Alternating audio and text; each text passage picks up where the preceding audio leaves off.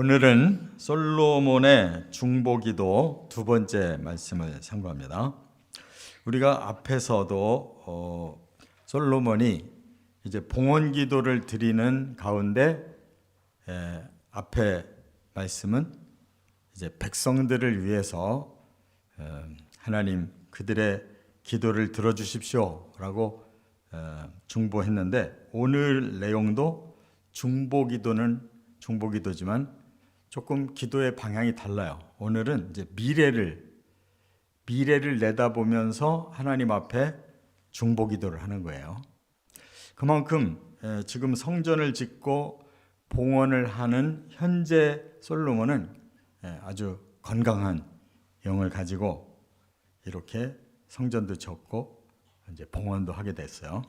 그래서 오늘 본문이 중요한 기도인데, 솔로몬이 미래를 다 알고 얘기한 게 아니고 이렇게 기도의 영을 하나님이 주시니까 솔로몬이 이제 다윗처럼 미래에 대한 계시를 받는 거죠. 그래서 미래에 이런 일이 일어날 때 하나님께서 그때도 꼭 돌봐주셔야 됩니다 하고 끝까지 이 백성들을 하나님 지켜달라고 하는 기도를 하고 있어요. 당연하겠죠. 모세에게 백성을 맡겼을 때 광야에서 뿐만 아니라 가나안 땅까지 위해서 기도하잖아요. 그와 같이 솔로몬도 자기 당대의 백성들만 위해 기도하는 게 아니고 그 후대의 백성들까지 하나님께서 꼭 지켜달라고 이렇게 기도하고 있어요. 우리가 여기에서 그 미래에 어떤 일이 일어날 것인지, 그것에 대한 우리가 하나님 앞에 어떻게 은혜를 받아야 될 것인지를 말씀하고 있습니다. 첫째는 44절 45절에 보면 전쟁에 나갈 때 돌아봐 달라고 기도하고 있어요. 그러니까 국가라고 하는 이 나라는 전쟁이 일어나지 않을 수가 없어요. 항상 그 다른 나라와 경쟁 관계를 가지고 있잖아요.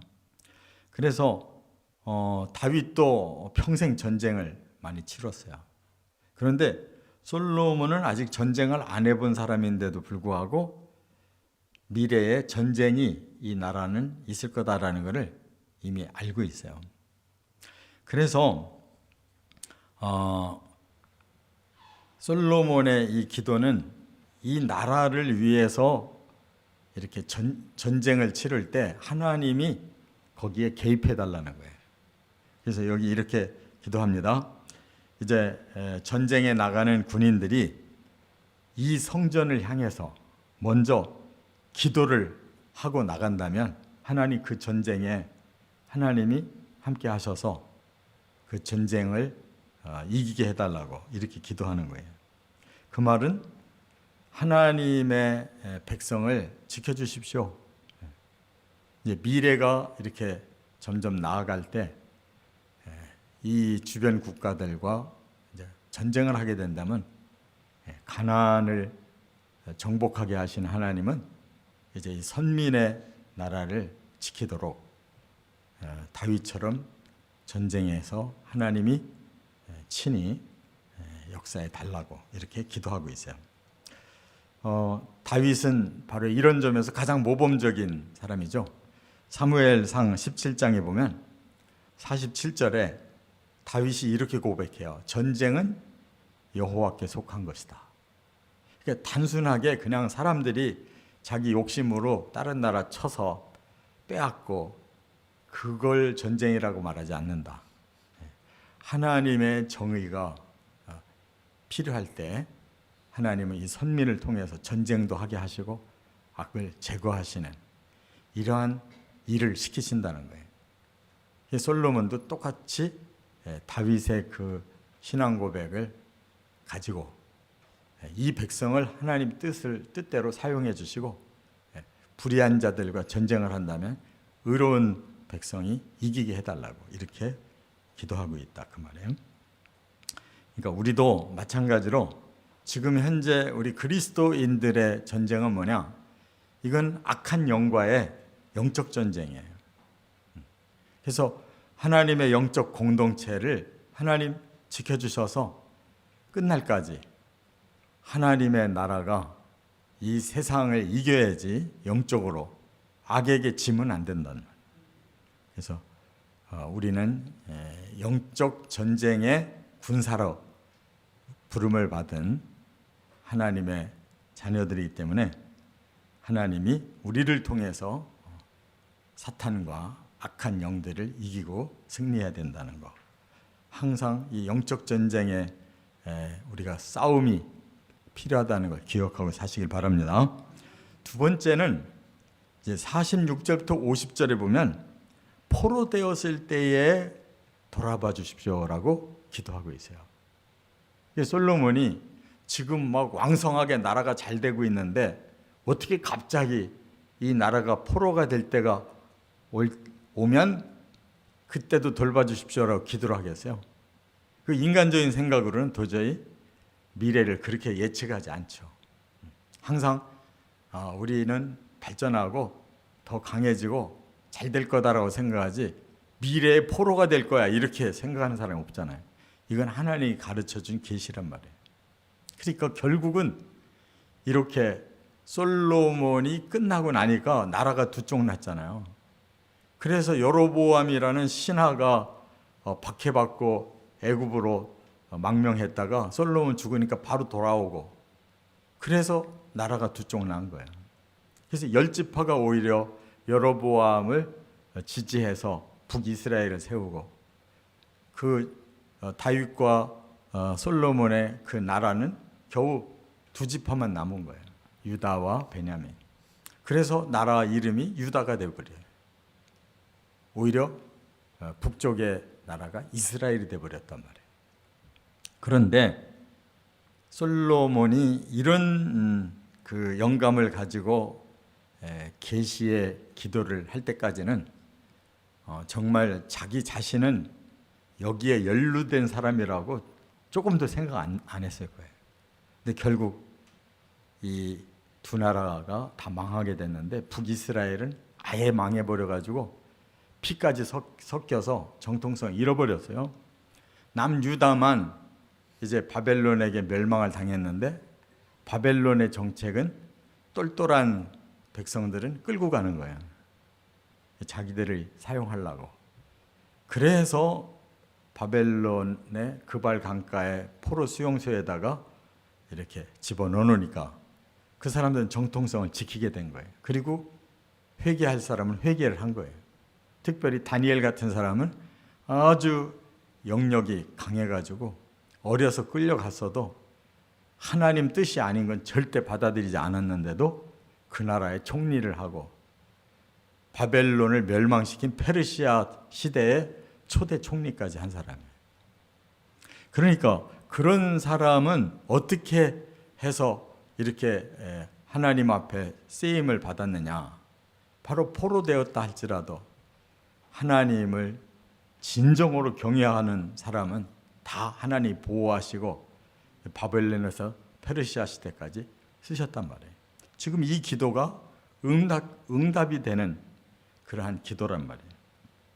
그래서 솔로몬은 전혀 인간적인 그런 생각으로 한 것이 아니라 하나님의 계시로 미래의 우리나라 백성이 포로된다면 하나님 그때도 지켜주십시오라고 기도한 것이 응답이 된 것이에요. 그러니까 참 어떻게 보면 사람이 이제 영이 맑으면 미래가 보이잖아요. 그러면 이런 근심거리를 미리 알고 하나님 앞에 미리 간구한다는 것이 인간적으로는 슬픈 일이고 괴로운 일이지. 근데 그렇게 역사가 흘러가는 것을 아는데 어떻게 기도를 안 해요? 그러니까 다니엘도 그렇고 이 솔로몬도 그렇고 미래를 하나님의 영감으로 아는 사람은 슬픈 일이 일어날 것을 생각하고 이렇게 하나님 앞에 또 다시 맡기는 기도를 안 할 수가 없어요. 그러니까 우리는 정통한 신앙이라고 하는 것은 육안을 가지고 보는 그런 것은 정통한 신앙이 아니에요. 영안을 가지고 하나님의 계시까지 우리가 깨닫고 믿고 거기까지 기도하고 나가야 된다 그 말이에요. 그래서 남유다는 결국 70년 동안 거기서 포로 생활하고 돌아오기 시작해서 140년 후까지 이렇게 돌아오고 있어요. 그래서 에스라, 느헤미야까지 다 돌아왔잖아요. 끝으로 세 번째 51절부터 53절에 보면 택하신 백성을 끝까지 돌아봐 달라고 기도했다는 거예요. 이건 뭐냐? 역사는 그 이후도 계속됐잖아요. 이스라엘 역사는 그 후도 계속됐어요. 그런데 어디까지? 종말까지. 이 이스라엘은 어떤 나라냐? 철 풀무 같은 애굽에서 빼낸 백성이라고 그랬어요. 그러니까 하나님이 이미 아브라함에게 그렇게 예언을 주셨어요. 너희 자손이 하늘의 별과 같이 많을 거다. 그러나 너희 자손들은 애굽에서 고난을 받고 돌아올 거야. 400년 만에 돌아올 거야 그랬어요. 야곱이 들어간 지 430년 만에 이스라엘이 애굽에서 탈출하죠. 그래서 이제 선민에게는 하나님이 언약을 주신 거란 말이에요. 그리고 이스라엘 백성들은 그 언약을 버려요. 그러나 하나님은 언약을 버리지 않고 끝까지 포기하지 않고 언약을 지키시려고 하는 거예요. 그게 바로 종말까지. 그런데 그 중간 역사가 어떻게 되냐? 바로 바벨론에게 멸망했다가 살아나니까 페르시아에게 멸망당하고, 또 거기서 살아나니까 헬라에게 또 멸망당하고, 또 살아나니까 로마에게 멸망당해. 그래가지고 이스라엘 완전히 끝장났어요. 그리고 1948년에 갑자기 이스라엘 사람들이 가나안 땅으로 들어와요. 그거는 그 당시에 1차 세계대전 이후에 그 국제 간의 관계가 막 얽히고 설키는데 영국이 제일 강한 나라였잖아요. 영국이 자기들이 약해지니까 이중 플레이를 해가지고 이스라엘도 도와주겠다, 또 그 이슬람도 도와주겠다 해놓고 그냥 두 가지가 얽혀버린 거예요. 그래서 그들이 가나안 땅 들어와서도 지금 얽힌 상태로 지금도 그대로 있는 거예요. 그러나 영적으로 보면 반드시 하나님은 자신이 이스라엘에게 주신 언약은 하나님 먼저 버리는 법이 없다 이거예요. 그래서 기회를 다시 준 거예요. 돌아오게 하신 거예요. 그런데 문제는 그들이 1876년 그렇게 고난을 당했는데도 아직 육이 떨어져 나가질 않고 그대로 육의 이스라엘로 지금도 살고 있는 거예요. 하나님 뜻을 안 받아들여요. 그래서 유대인이면서 하나님 믿는 사람들을 우리가 메시아닉 주라고 그래요. 유대인이면서 예수님 믿는 신자들을, 그들이 참 이스라엘이에요. 그들이 영적인 이스라엘.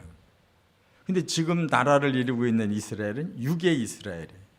예수를 지금도 메시아가 아니래요. 우리를 세계에서 가장 으뜸되는 나라를 만들 영웅이 온다는 거예요. 그게 바로 신명기에서 그렇게 너희를 세상에 으뜸이 되게 해주겠다고 언약하신 말씀 중에 으뜸만 받아들이는 거예요. 이 사람들은. 그러니까 철저히 자기들을 유익하게 해줘서 세상 끝에서 막 최고의 나라가 되게 해줄 메시아를 기다리고 있는데 그가 적그리스도라니까. 그래서 속는 거예요. 그런데 성경에서는 뭐라고 그랬어요? 계시록 7장 이하에 보면 하나님은 반드시 언약을 지키셔서 14만 4천 명을 구원하겠다. 12지파를 12,000명씩 해서 14만 4천이라고 예언을 해놓으셨는데 그거는 상징적인 숫자예요. 선민은 반드시 구원한다. 그때 지금까지 이렇게 예수 안 믿던 그 이스라엘 사람들이 회개하고 돌아올 거고 하나님의 언약은 지켜질 거다. 그런 뜻이에요. 그러니까 지금 솔로몬이 이 마지막 애굽에서 끌어내시고 또 세상 만민 가운데서 구별하셔서 주의 기업으로 삼으신 이스라엘을 하나님 끝까지 돌봐주십시오라고 솔로몬이 지금 기도하고 있는데 그게 제정신이 아니에요. 영으로 기도하는 거라고. 그 사람의 그 마음으로는 이걸 알 턱이 없어요. 그런데 그냥 하나님 계시를 주니까 이 종말까지 이스라엘의 미래를 하나님 책임져 달라고 기도하고 있네요. 그러니까 언약이 얼마나 중요한 건가 아시겠죠? 우리도 얼마든지 삐뚤어질 수 있어요. 기독교 얼마든지 삐뚤어져 나가요. 마지막 박해 때 떠나버리는 거예요. 대대적으로 기독교인들 중에 떠나버려요. 그 사람들도 똑같이 육의 이스라엘과 똑같이 끝장나는 거예요. 영의 이스라엘, 영의 기독교인들만 마지막에 그 언약을 끝까지 붙잡고 있기 때문에 살아나는 거예요. 그래서 7장에서도 14만 4천 바로 뒤편에 뭐라고 그랬어요? 헤아릴 수 없이 많은 사람들이 주를 경배했다. 그게 바로 이방인 기독교인들이 구원받은 자들이에요. 성경은 전체가 하나의 스토리입니다. 왜? 저자가 하나님이시니까. 믿습니까? 그래서 성경을 내 멋대로 읽고 내 멋대로 풀면 안 돼요. 하나님의 말씀의 맥을 우리가 제대로 하나님의 마음을 열고 하나님의 뜻대로 계속 연구해서 제대로 풀어야 되는 거예요. 근데 이제는 끝날이 왔기 때문에 성경에 예언한 대로 지금 풀리고 있어요. 말씀이 다 풀리고 있고 이미 다 알아요. 영적인 그리스도인은 다 알고 있다고. 끝날까지 어떻게 될 건지. 저와 여러분들이 이 솔로몬의 중보기도와 같이 영성을 더 신령하게 열어서 하나님 앞에 이렇게 우리의 마지막 순간까지도 다 맡기고 우리는 끝까지 주의 언약만 붙들고 나가면 된다는 거 확신하시기를 주의 이름으로 축원합니다.